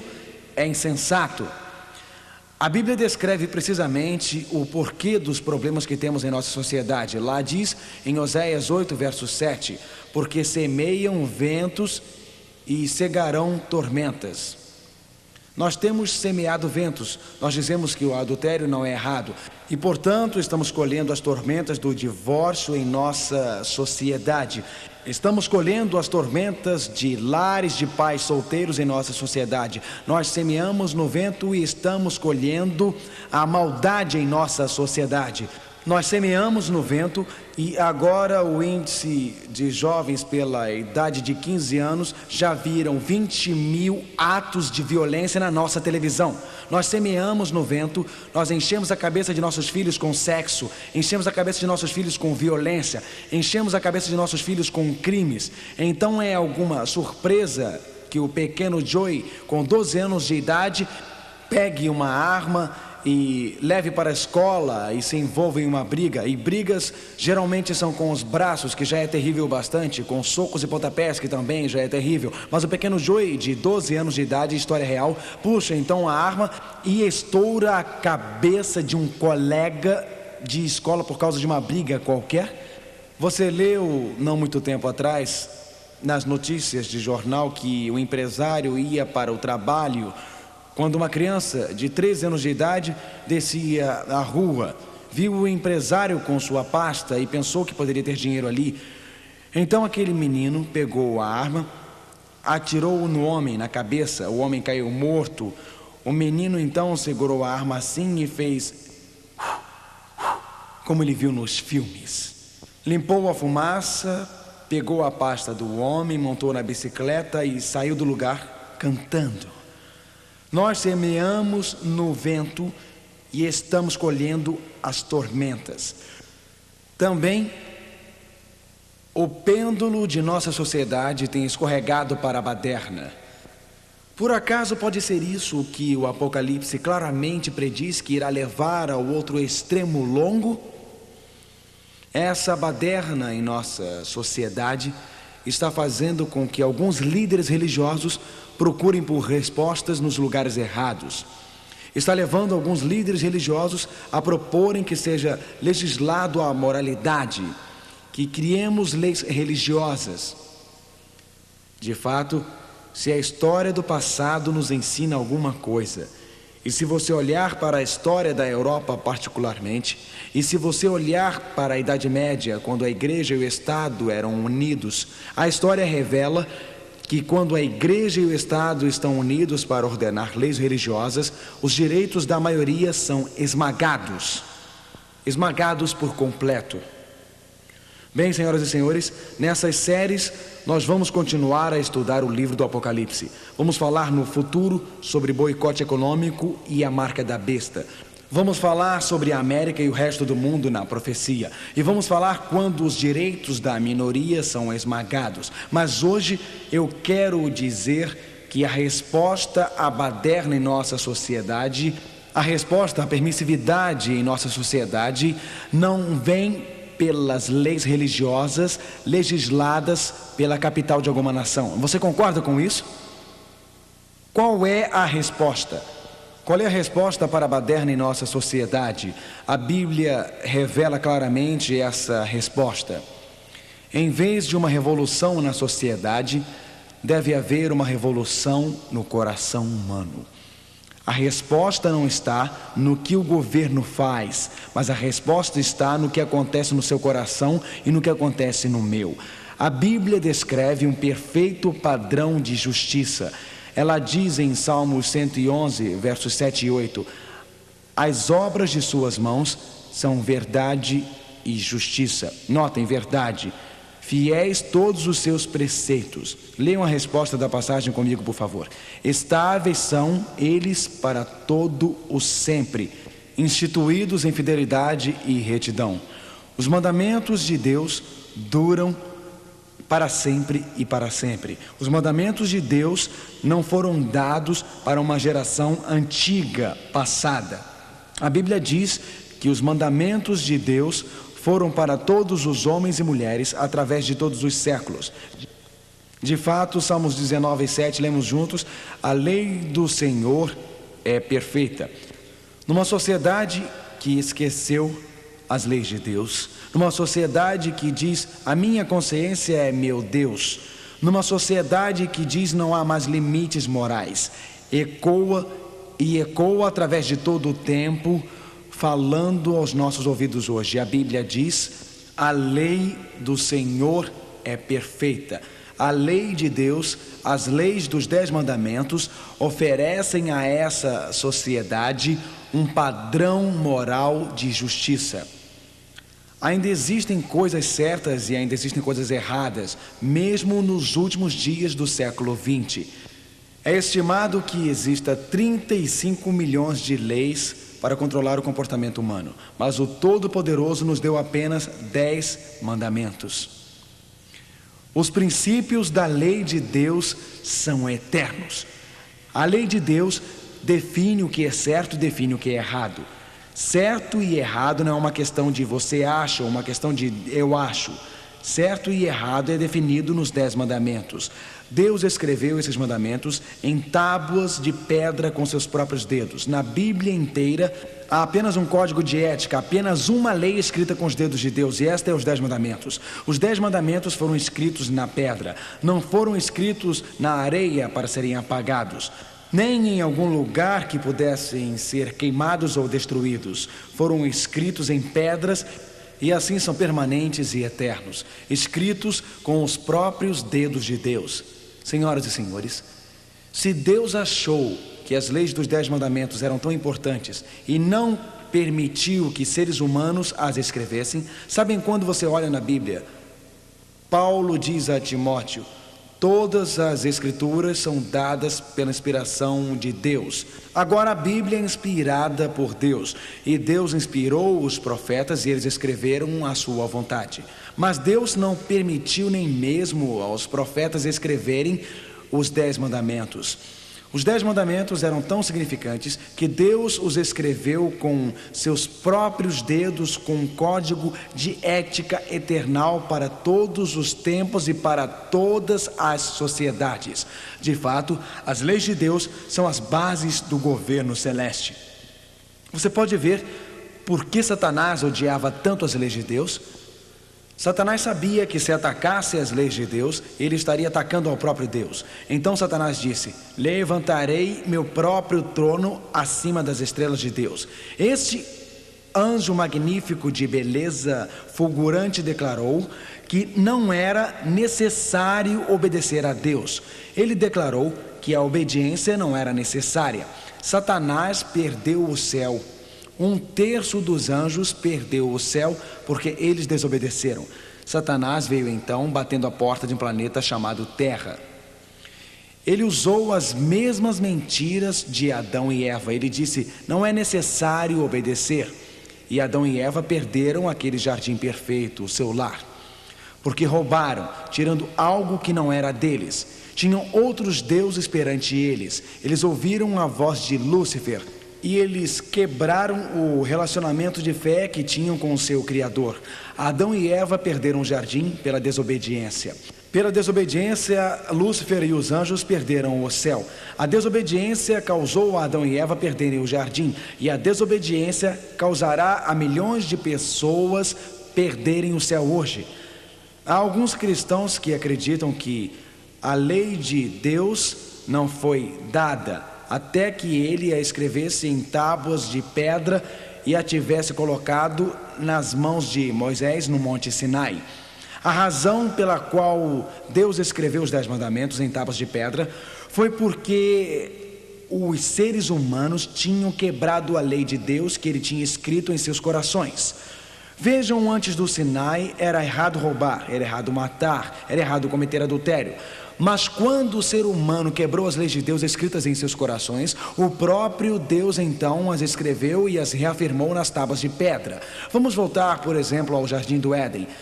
Caim matou Abel. Foi errado Caim matar Abel lá no Jardim do Éden? Foi?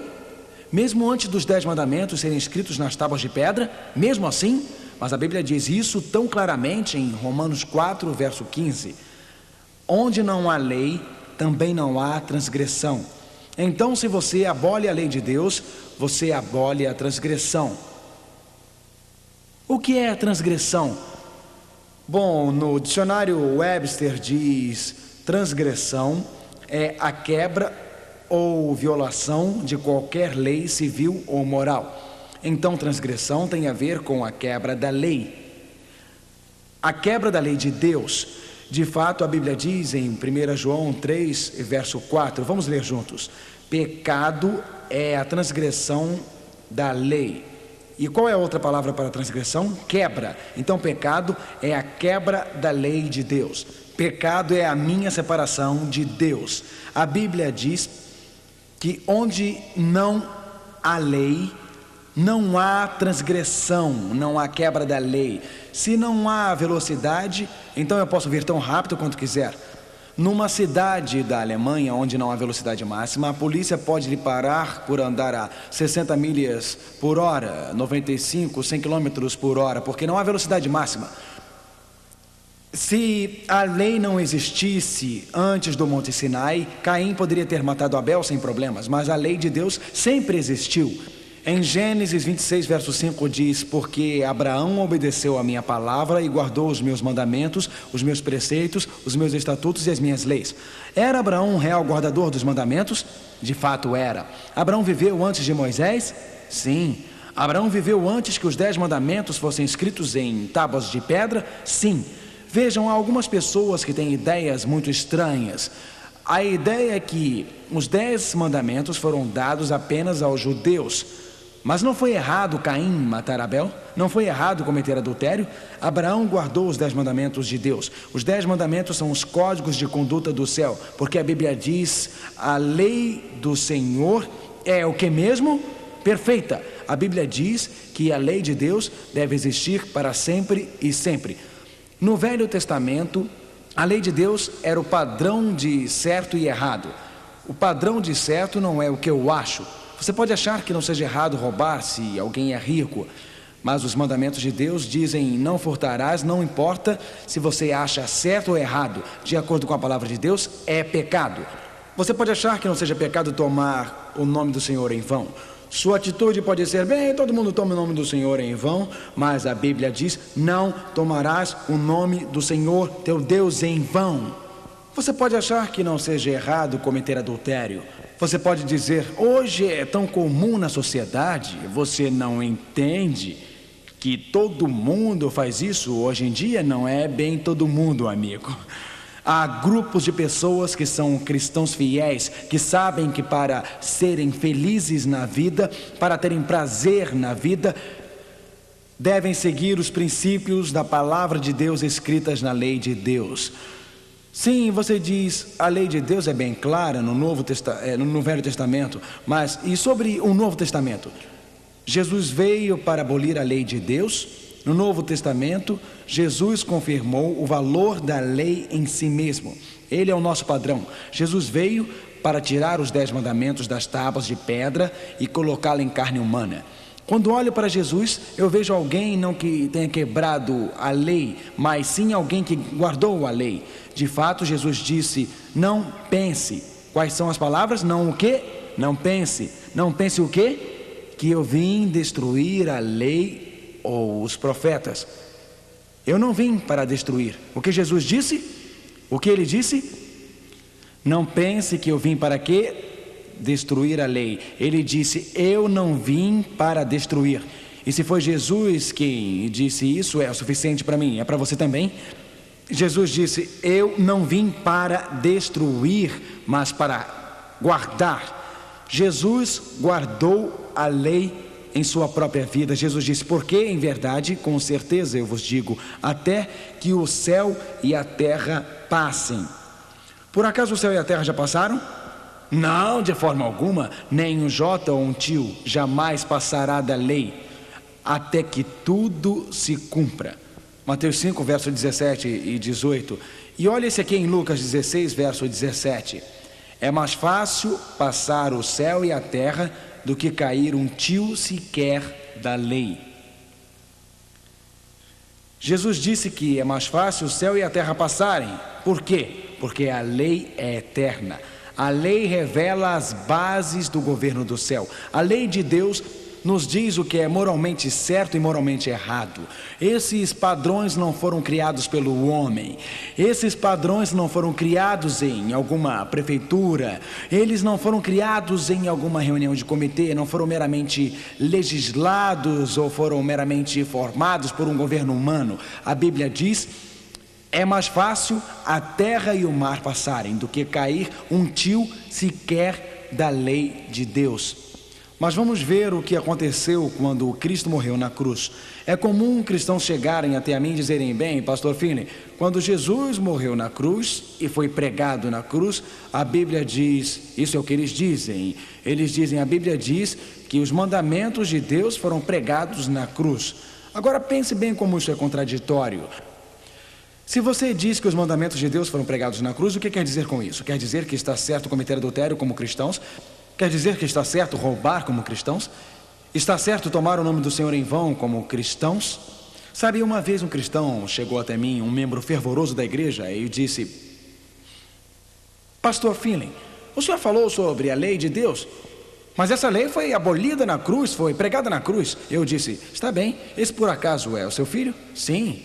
Você é um cristão? Sim. Ele é um cristão? Bem, eu estou lhe ensinando isso. Filho, você não tem mais do que obedecer a seu pai, porque a lei foi abolida. Faça o que quiser, rapaz. Porque você não tem que honrar o seu pai e sua mãe? Ah, não, eu não quis dizer isso.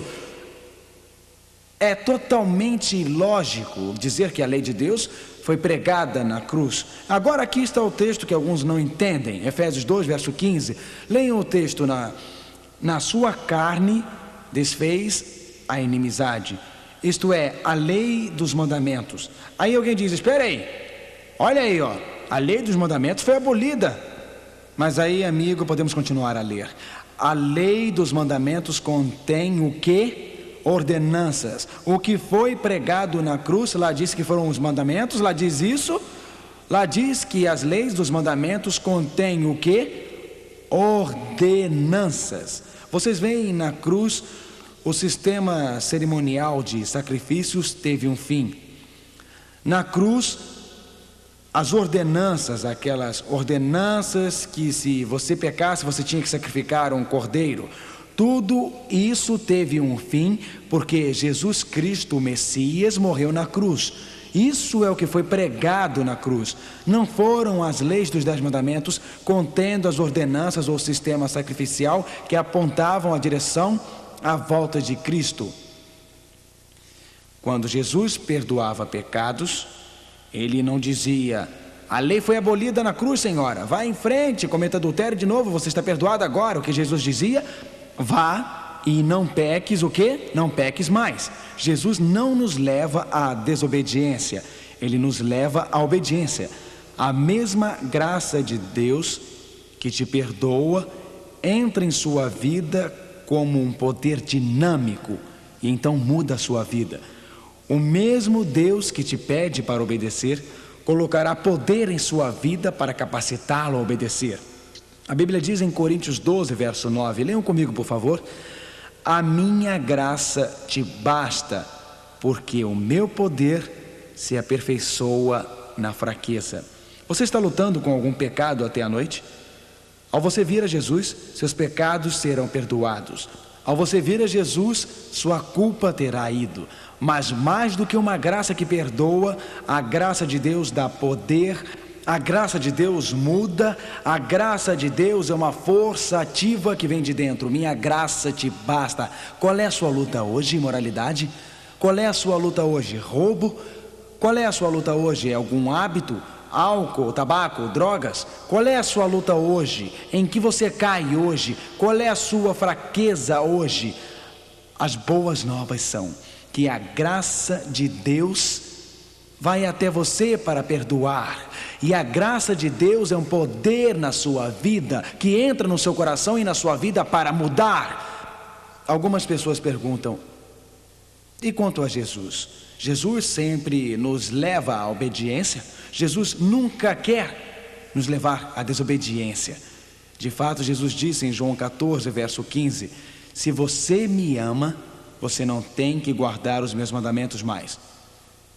É isso que diz? É isso que diz? Vocês mesmos veem? João 14, verso 15, o que ele diz? Vamos ler juntos: se você me ama, guardará os meus mandamentos. Mas se não amo o bastante, não preciso guardar os mandamentos, preciso? Se não amo bastante, posso desobedecer, não é?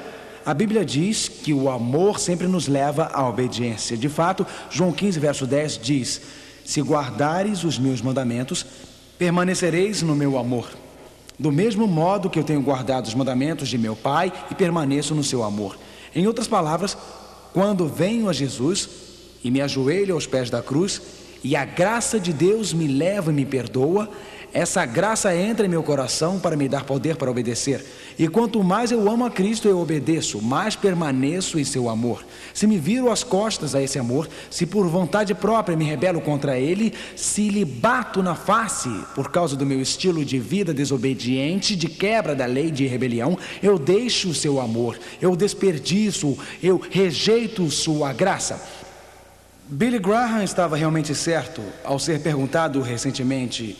Essa pergunta diz: quais dos 10 mandamentos ainda vigoram para nós hoje?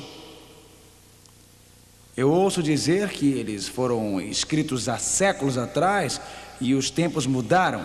São alguns desses mandamentos ainda úteis? Então Billy Graham respondeu assim: os 10 mandamentos nunca estão fora de moda. Eu concordo com o Dr. Graham nisso. E vocês, amigos?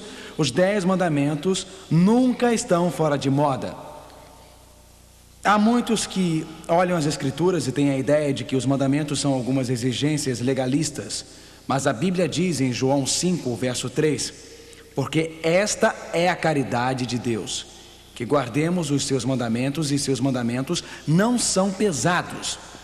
Os 10 mandamentos de Deus não são nenhuma exigência legalista, não são nada que possam restringir sua liberdade ou mente. Os 10 mandamentos foram dados a nós por Deus para nos capacitar a seguir um caminho de felicidade e o caminho de prazer. O caminho de real liberdade não é fazer o que nos agrada. O caminho real de felicidade não é fazer o que a nossa natureza caída e carnal deseja. O caminho de Satanás nos lança nas ataduras do mal. Liberdade real é seguir o caminho de obediência que Deus delineou, porque seus mandamentos não são pesados. Mas alguém pode dizer: Jesus não ensinou que tudo que precisamos é de amor? Jesus não falou apenas. Alguém pode dizer: eu me lembro, o doutor veio a Jesus e esse doutor falou: quais são os principais mandamentos? Mas este doutor quer pagar Jesus. E Jesus disse assim em Mateus 22, versos 37 e 38: amarás o Senhor teu Deus de todo o teu coração, e de toda a tua alma, e de todo o teu pensamento. Este é o primeiro dos grandes mandamentos. Algumas pessoas que pensam que Jesus estava introduzindo um novo mandamento. Jesus estava ratificando o Velho Testamento em Deuteronômio, porque diz lá: amarás a Deus de todo o teu coração e de todo o teu ser. Esse é o número 1. Então Jesus continuou, ele disse: e o segundo semelhante a este é: amarás o teu próximo como a ti mesmo. Destes 2 mandamentos depende toda a lei e profetas. Se você pudesse resumir a lei de Deus em uma palavra, seria amor. Se pudesse resumi-la em 2 frases, seria ame a Deus e ame ao próximo. Os primeiros 4 mandamentos nos dizem como amar a Deus. Os próximos mandamentos nos dizem como amar ao próximo. Então, nesses 2 mandamentos, o amor de Deus e o amor ao próximo sustentam toda a lei. Em outras palavras, a lei de Deus inteira, os 10 mandamentos, nos fala como amar. A lei se codifica no amor. A lei nos fala o que uma pessoa com amor respeita a propriedade do próximo. Uma pessoa com amor respeita o seu vizinho. Uma pessoa com amor respeita a mulher do próximo. Uma pessoa com amor não mente. Uma criança com amor obedece. Então a lei não é nenhuma exigência legalista. A lei não é nenhuma carga. A lei é uma forma como as pessoas com amor agem numa sociedade feliz. O amor sempre leva à obediência. O amor nunca leva à desobediência. Nenhuma única vez.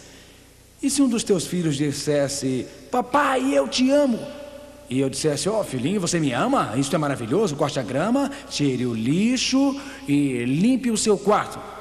Papai, vamos ser práticos, eu não amo tanto assim. O amor sempre leva à obediência, mas é a lei a base de nossa salvação? Alguém pode dizer: Mark, eu estou ficando preocupado. Você está dizendo que se você guardar a lei, você compra a sua salvação? Eu vou esclarecer. Eu ficaria realmente surpreso se essa pergunta não surgisse. É realmente impressionante como alguns ouvem aquilo que nunca se falou. Então vamos esclarecer. É a lei a base de nossa salvação? Quando Cristo morreu na cruz do Calvário, Ele ofereceu a você e a mim salvação de graça e completa. Nada que você e eu possamos fazer poderá comprar a salvação. A Bíblia diz: pela graça sois salvos mediante a fé. Isso não vem de vós, é um dom de Deus. A salvação é dada como um presente de Deus. A salvação é pela graça. Aí você diz: espera um minuto, eu pensei que as pessoas do Velho Testamento eram salvas pela lei e as do Novo Testamento eram salvas pela graça. A Bíblia diz: ninguém merece graça aos olhos do Senhor. A Bíblia diz: Moisés mereceu graça aos olhos do Senhor. O apóstolo Paulo diz em Tito 2, versos 11 e 12: porque a graça de Deus traz salvação a todos os homens. Olha, nós não vamos entrar no céu um dia e ao perguntarmos a Moisés como foi que ele chegou lá, Moisés vai falar: eu cheguei aqui pela lei. Eu guardei a lei e eu estou muito orgulhoso disso. Jó, eu cheguei aqui pela fé. Daniel, eu cheguei aqui pela fé. Mas ao perguntarmos ao apóstolo Paulo: como você chegou aqui? Eu cheguei pela fé. Não há 2 métodos de salvação, amigo. Todos que chegarem lá chegam pela graça. No Velho Testamento, Moisés, Daniel e Jó foram salvos pelo Cristo que estava por vir. Eles olharam de frente para a sua graça. Nós olhamos lá atrás para a sua graça. Eles foram salvos pelo Cristo que estava para vir. Nós somos salvos pelo Cristo que já veio, mas é o mesmo Deus, a mesma graça, a mesma salvação por Ele. Então, guardar a lei não te salva. Eu não guardo a lei para ser salvo, mas eu guardo a lei porque eu estou salvo. Eu não guardo a lei só para ganhar o amor de Deus. Eu guardo a lei porque Ele deu o seu amor e em retorno a Ele, o que posso fazer é amá-lo e servi-lo. Graça sempre leva à obediência. Você acha que a graça o leva a desobedecer? Você acha que a graça te leva a quebrar a lei de Deus? É claro que não, amigo. Quanto mais você ama, tanto mais irá servi-lo. Algumas pessoas ficam confusas porque dizem: a Bíblia não ensina que nós estamos debaixo da lei? Bem, vamos olhar uma passagem da Bíblia com cuidado. Quero ver se você é bom estudante da Bíblia. Por isso, não dê uma resposta que você acha que eu quero receber, mas ao ler a Bíblia, dê a resposta que a Bíblia diz. Bem, o que significa estar debaixo da lei? A Bíblia nos ensina que não estamos embaixo da lei. Vamos olhar essa passagem, Romanos 6, verso 14 e 15. Porque o pecado não terá domínio sobre vós, pois não estáis debaixo da lei, mas debaixo da graça. A Bíblia nos diz: nós não estamos debaixo da lei. Ela diz isso? Alguns de vocês hesitaram. Vocês acham que não quero que digam, lá diz, estamos debaixo da lei, então vocês murmuraram e dizem, não estou certo. Então vamos olhar na Bíblia, não se importe com o que eu digo, é importante o que a Bíblia diz. Porque o pecado não terá domínio sobre vós, pois não estáis debaixo da lei. A Bíblia diz que não estamos debaixo da lei? Sim, muito bem, ela diz que não estamos debaixo da lei, mas ela diz, porque não estáis debaixo da lei, nós podemos quebrar a lei, não temos que guardá-la. Olha o que a Bíblia diz, pois que pecaremos, que é pecado mesmo? A transgressão da quebra da lei de Deus. Devemos quebrar a lei de Deus, porque não estamos debaixo da lei, mas debaixo da graça? É claro que não. Então Paulo diz, se você tem a ideia de que pode quebrar a lei de Deus por não estar debaixo da lei, você está totalmente errado, porque Paulo diz, claro que não. Bem, o que significa estar debaixo da lei? Estar debaixo da lei significa estar debaixo da lei como um sistema de salvação. Em outras palavras, estar debaixo da lei significa que estou dizendo, Deus, não preciso da sua graça, Deus, não preciso da cruz, o que faço pode salvar-me. Minhas obras são suficientes, minhas obras são boas o bastante e eu mesmo me salvarei. Se esta é a minha atitude, porque a minha vida não é perfeita e porque eu falhei, porque eu pequei, porque eu quebrei a lei de Deus, então a lei que quebrei me condena. Então estar debaixo da lei é estar na lei como um sistema de salvação para tentar me salvar pelas obras, e quando isso falha, eu estou perdido. Estar debaixo da lei significa algo contrário. Uma vez que quebrei a lei de Deus, estar debaixo da lei significa morte, porque a Bíblia diz, o salário do pecado, ou o salário da quebra da lei é o quê? A morte. Estar debaixo da graça significa que venho a Jesus. Agora notem o que a Bíblia diz. Ora, nós não sabemos que tudo o que a lei diz aos que estão debaixo da lei o diz, para que toda a boca esteja fechada, e todo mundo seja condenável diante de Deus. Por isso, nenhuma carne será justificada diante dele, porque pela lei vem o conhecimento do pecado. Romanos 3, versos 19 e 20. Então a Bíblia diz que a lei não nos pode justificar, que a lei não nos pode salvar. A lei diz isto é certo e isto é errado. A lei diz isso é pecado. A lei é como um espelho. Suponha que esteja vindo do trabalho no meu carro e eu chego em casa e eu tenho um pouco de óleo aqui e um pouco de óleo aqui na ponta do nariz, e eu tenho um pouco de óleo na face e óleo aqui e aqui também. Então eu entro em casa, jogo os meus braços em volta da minha adorável esposa para lhe dar um beijo, e ela diz, querido, você tem óleo no seu nariz, e se encostar no meu vai sujar meu nariz também. Você tem óleo aqui e aqui, vai se lavar. E eu digo, querido, eu não tenho óleo no rosto, não sinto nada. E ela diz, querido, eu estou certa de novo, olhe no espelho. Então eu vou lá e ela está certa. Há óleo no meu nariz, e óleo no meu queixo, e óleo na minha face. O espelho não me limpa. Ele simplesmente diz, Mark, é melhor você pegar o sabão e se lavar, porque pela lei vem o conhecimento do que? Do pecado. A lei revela o que o pecado é. Me guia a Jesus e sua graça me justifica, sua graça me perdoa, sua graça me limpa. Estar debaixo da graça significa que eu aceito a graça de Deus como meio para a minha salvação. Eu aceito o seu perdão, eu aceito sua misericórdia pela fé. Eu aceito a morte de Cristo no lugar dos meus pecados. Talvez possa ilustrar assim. Há algum tempo atrás, estava fazendo uma série de palestras como esta, e eu saía do local de reuniões e eu estava com pressa. Algumas vezes, pregadores estão com pressa. E os sapatos que eu estava usando naquele dia estavam um pouco pesados. E como resultado, esses sapatos pisaram no acelerador com muita força. E então eu parti e já ia na estrada. Eu estava bem, ia a 90, 100 por hora, não era tanto assim.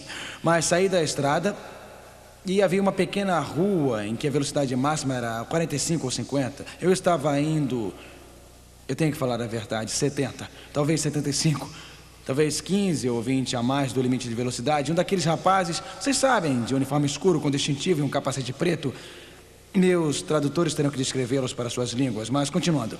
Um desses rapazes de uniforme escuro com um distintivo e capacete, ele acenou para mim e eu pensei, quem poderia ser? Por que não reconheci? Eu sabia que não estava acenando para mim, então parei no acostamento e saí do meu carro e ele disse, eu quero a sua carteira, me dê a sua carteira.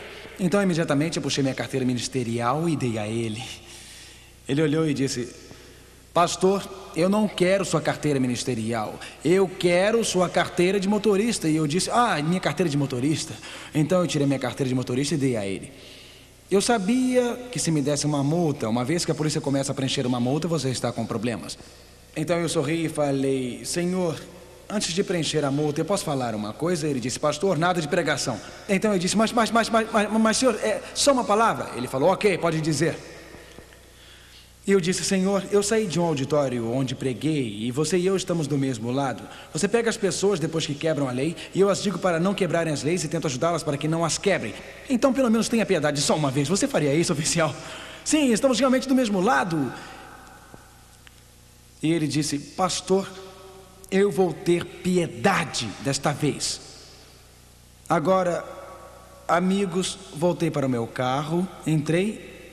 O que eu merecia? Eu merecia uma multa. Mas ele me deu o quê? Graça.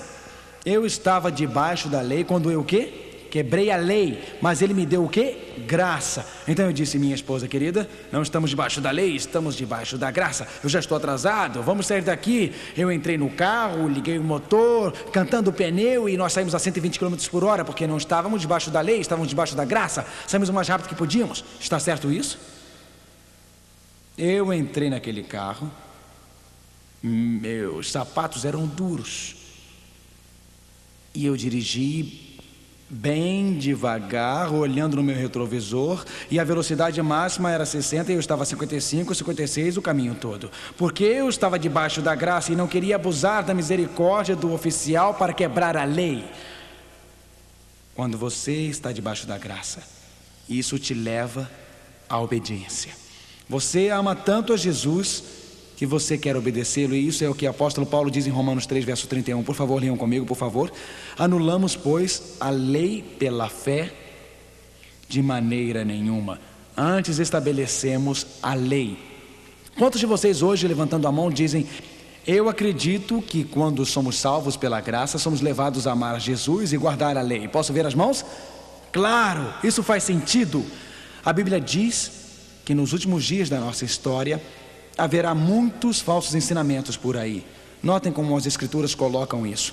1 João 2, verso 4, aquele que diz, eu conheço e não guarda os seus mandamentos, é o quê? É o quê? Mentiroso. Eu não chamei disso. É uma linguagem muito forte. Qualquer um que disser, eu o conheço e não guardar os seus mandamentos, é um mentiroso, e nele não está o quê? A verdade. É um mentiroso e nele não está o quê? A verdade. Se você quer conhecer a verdade, não vá a um pastor que diz que a lei foi pregada na cruz e abolida ali, porque a Bíblia diz, aquele que diz, eu o conheço e não guardo os seus mandamentos, é o quê? Mentiroso, e nele não está o quê? A verdade. Não está nele a verdade.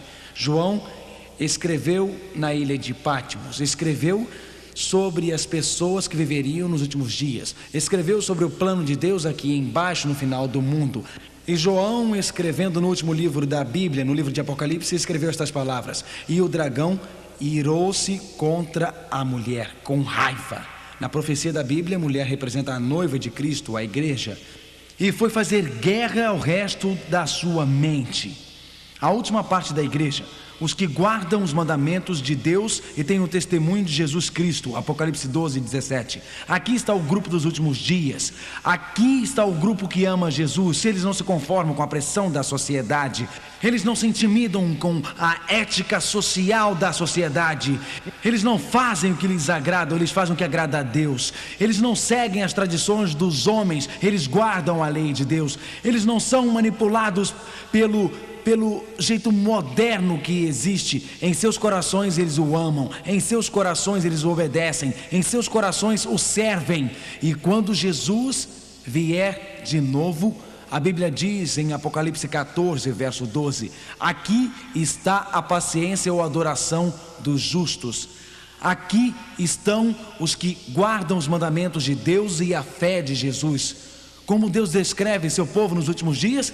Eles amam a Deus, eles amam a Jesus, são salvos pela graça de Jesus, são perdoados pela misericórdia de Jesus, eles amam a Jesus, eles têm fé de Jesus, mas porque amam a Cristo, eles querem obedecer a Cristo, porque foram salvos pela graça, guardam os seus mandamentos. E nos últimos dias da nossa história, Deus de fato terá um grupo de pessoas que virá à cruz, um grupo de pessoas que ama a Jesus, tanto que o amor de Cristo os compele para servi-lo. O amor em seu coração o leva ao serviço. O amor em seu coração te leva a obedecer. O amor em seu coração te leva a querer seguir a Cristo. Kim estava extasiada. Talvez extasiada seja uma palavra muito fraca. Ela estava definitivamente em êxtase. Seu marido tinha acabado de ganhar a loteria estadual de Ohio pela segunda vez. Bom, na primeira vez ele ganhou uma bolada de $100 mil. Mas a segunda vez, porque a primeira vez ele dividiu o prêmio com outra pessoa. A segunda vez ele ganhou bem mais que $1 milhão na loteria. E Kim estava tão extasiada. Ela era milionária, mas havia um problema. Kim tinha um namorado que não era seu marido. Está tudo bem se ter um namorado, se você é casado com o seu namorado. Quer dizer, se o seu namorado é o seu marido, ou se sua namorada é a sua esposa, aí tudo bem. Mas esse não era o caso de Kim. Ela tinha alguém com quem se encontrava. Agora ela tinha um problema. Ela queria o dinheiro, mas não queria o marido. Então isso que ela resolveu fazer. História real. Aconteceu este ano. Ela decidiu que contrataria um matador como a parte deste dinheiro e então mataria o marido. Quando estava armando a execução do seu marido por um matador de estilo da máfia no telefone, seu filho de 21 anos de idade, que estava na cozinha comendo, ouviu a trama e descobriu. Ele ouviu o que estava acontecendo pelo telefone. Então imediatamente ele contou a seu pai. Ele disse: eu não sei se você sabe, pai, mas a mamãe está se encontrando com alguém e mamãe está planejando lhe matar. O pai dele, aliás, o seu pai, então foi na hora à polícia. O marido de Kim imediatamente descreveu o que estava acontecendo. Eles acionaram um intermediário que pegaria o dinheiro. Eles armaram para Kim, para que quando ela viesse fazer o pagamento, ser presa e desse o dinheiro então para um agente do FBI. Kim foi para a prisão. E após o julgamento, depois que foi colocada na prisão, Kim sentou-se lá, a princípio com raiva, surpresa por ter sido apanhada. E por um período de 6 meses, seu marido a visitava sempre. Ele disse: eu não vou jogar fora 20 anos de casamento de repente, eu não vou fazer isso. Ele a levava até mesmo flores na prisão, ele a levava presentes na prisão. Seu marido nunca desistiu. Ele realmente retirou todas as queixas contra ela e pagou a sua fiança com o dinheiro da loteria. Kim se desmanchou em profundo pranto. Ela estava livre, então ela jogou seus braços em volta do marido. Ela estava tão contente com isso, tão incrivelmente feliz, que ela disse: você me libertou, eu merecia estar na prisão, eu merecia passar a minha vida lá, eu merecia até morrer se tivesse matado você, mas você me libertou e eu te amarei para sempre. Eu te amarei para sempre. Eu fui liberta. Eu merecia morrer. Eu merecia ir para a tumba e nunca mais sair de lá. A Bíblia diz que o salário do pecado é a morte. Coração egoísta, mente egoísta. Mas como pecador, condenado a morrer, Jesus me libertou. Ele morreu na cruz do Calvário com pregos lhe atravessando as mãos e sangue lhe descendo pelo corpo. Uma ferida aberta em seu coração, lhe rasgando a alma inteira. sangue em seu corpo, pregos em seus pés, uma coroa de espinhos em sua cabeça e sangue escorrendo. E Jesus lá no Calvário, ele disse: está consumado. Minha salvação foi paga, total e completa. Na cruz há misericórdia, na cruz há perdão. E ao ajoelhar-me lá e olhar nos teus olhos de amor, ao ajoelhar-me lá e ver teus braços estendidos por mim, eu me jogo então aos teus pés. O amor me leva a obedecê-lo. O amor me leva a servi-lo. O amor me leva a dizer: Senhor, escreva a tua lei no meu coração para que eu a ame. Escreva a tua lei na minha mente para que eu a conheça. Senhor, seja lá o que me pedir, eu quero fazer. Senhor, eu quero servi-lo, porque eu sei em quem eu tenho crido. E eu estou convicto de que Ele é capaz de me guardar. Eu sei em quem creio. O Senhor Jesus Cristo me deu sua justiça. O Senhor Jesus Cristo me salvou. O Senhor Jesus Cristo me limpou do mal. Eu sei em quem creio. Meu Senhor, eu lhe entrego a minha vida. Me dê o poder para servi-lo. Talvez você esteja escorregando, talvez esteja caindo, talvez esteja dizendo: a lei do Senhor é muito perfeita, eu não posso guardá-la. Mas o Deus que te convida a obedecer lhe dará forças para obedecer. O Deus que te convida a obedecer lhe dará poder para obedecer. Este Deus mudará a sua vida. Este Deus lhe fará uma nova pessoa. Este Deus tirará a dureza do seu coração e o fará mais leve. Este Deus tirará a fraqueza e o fará forte. Este Deus tirará a sua fragilidade e lhe dará a sua mão poderosa. Este Deus quebrará os laços que te envolvem. Ele libertará das lutas. Hoje, ao você colocar sua vida em suas mãos e dentro do seu coração, estenda a mão e pegue-o, enquanto Jennifer e Matt cantam: eu sei em quem eu creio. I know not why God's wondrous grace to me He hath made known, nor why unworthy Christ in love to me He hath made known. But I know whom I have believed, and am persuaded that He is able to keep that which I've committed unto Him against the day.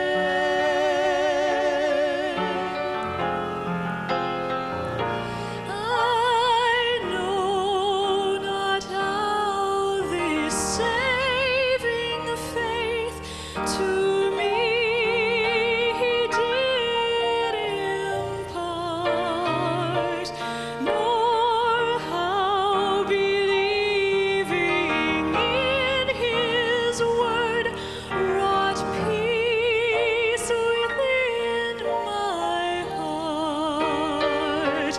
But I know whom I have believed, and am persuaded that He is able to keep that which I've committed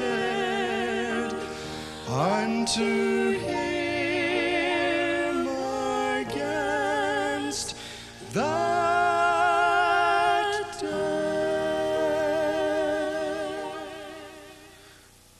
Eu sei em quem eu creio. Você pode sair daqui hoje sabendo que sua mão está na mão dele. Vamos orar. Ó Pai, hoje te agradecemos pela graça de Deus. Te agradecemos pelo perdão e misericórdia que vem dele. Te agradecemos hoje porque tua graça nos leva à obediência. Tua graça nos leva a guardar a lei. E hoje, Pai, te amamos tanto que queremos servi-lo. Nós te amamos tanto que queremos te obedecer.